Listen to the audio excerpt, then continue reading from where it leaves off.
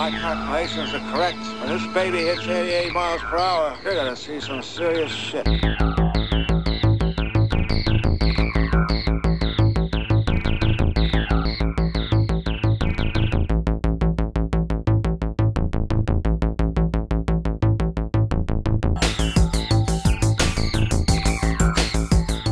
Street racing is an addiction.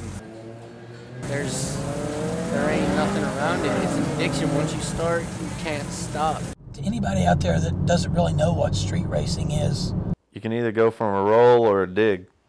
A dig's from a dead stop, and a roll's from any rolling speed.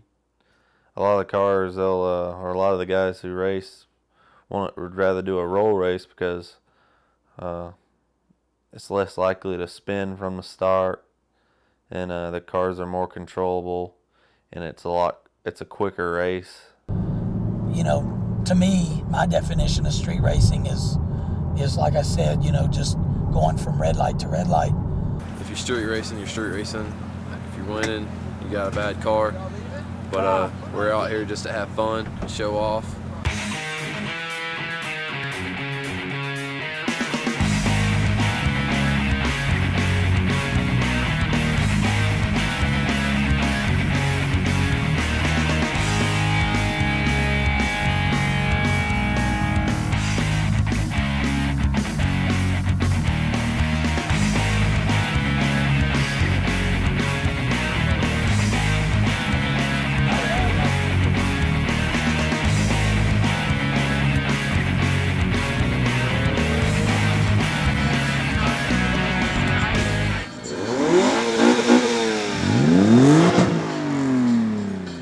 What really got me involved in kind of, you know, street racing, when I was growing up, I helped my dad, you know, build a hot rod, which was kind of cool as a teenager because, you know, it kind of got me into working on cars and it taught me how to do that.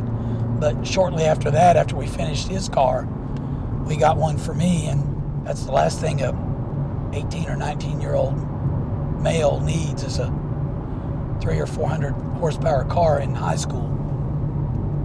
But, you know, I never wrecked it and never got hurt, so knock on wood. What got all started in street racing for me was a lot of the kids who hung out. It was just kind of like the thing to do, you know. You were kind of cool, and then it escalated into adulthood. Now I'm still doing it. The car I'm driving right now is a 06 Civic Si. Normally puts out 197 horsepower from the factory, and right now I'm at about 210. The first mod I really started, you know, doing to the car, I dressed up the engine bay a little bit, polished the aluminum, you know, stainless hoses, just made it look good. But the first true performance mod was engine cold air intake, and that made a huge difference. The second was a Grady Evo 2 catback exhaust. People will put turbos, superchargers, blowers, nitrous, forged pistons. Total amount of money that I spent on my car and aftermarket parts for street racing would probably be $15,000 to $20,000. It is a rush just to, you know, see what you can do. It's not, I guess it's all about the driver and whatnot. You gotta let the car take over. You know, I mean, you just gotta press the gas and clutch and stuff and shift right. Just let the car take over.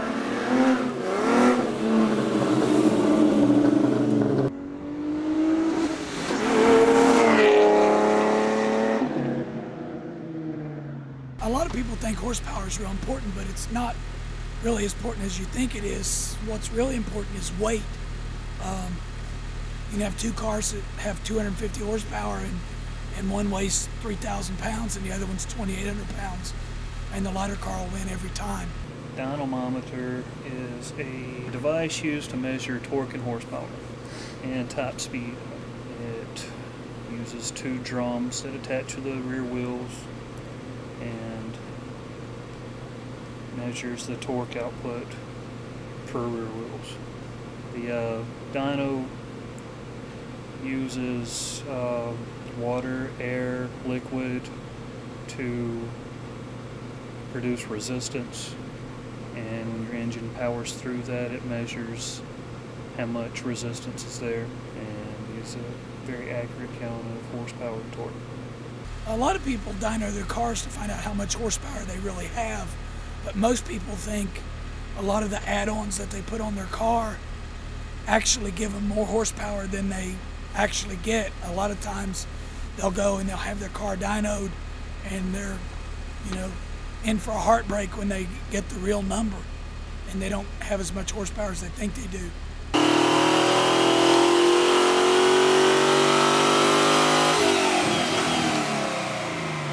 What is a supercharger?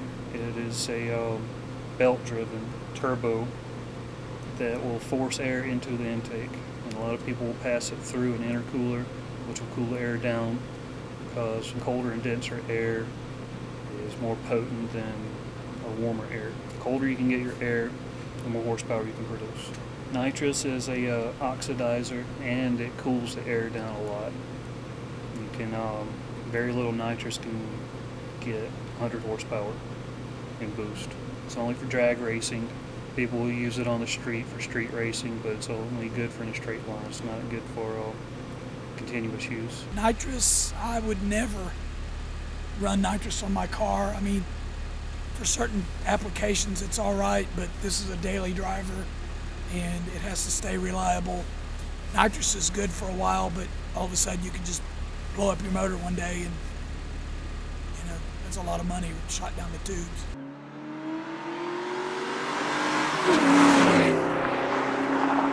You can get people that just do it for fun, like we do out here. We do it just for fun.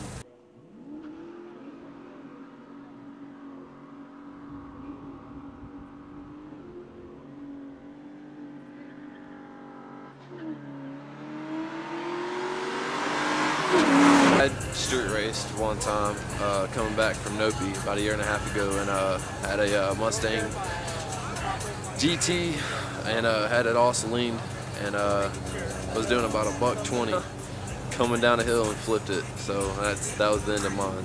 Wanted to have fun, but it also cost me my car and a trip to jail. I don't really know anybody that's been killed street racing, but you know, there's another form of racing that's even worse, and that's super bikes. And I really know, I know of 3 people personally that have been killed on a street bike, and those are just insanely quick and powerful.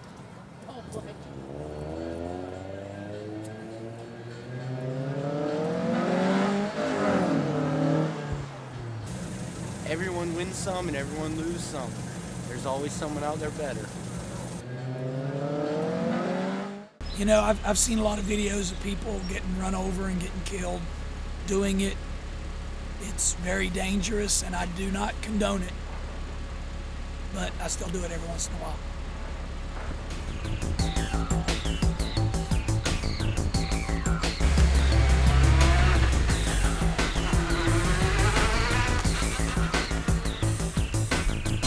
Thank you.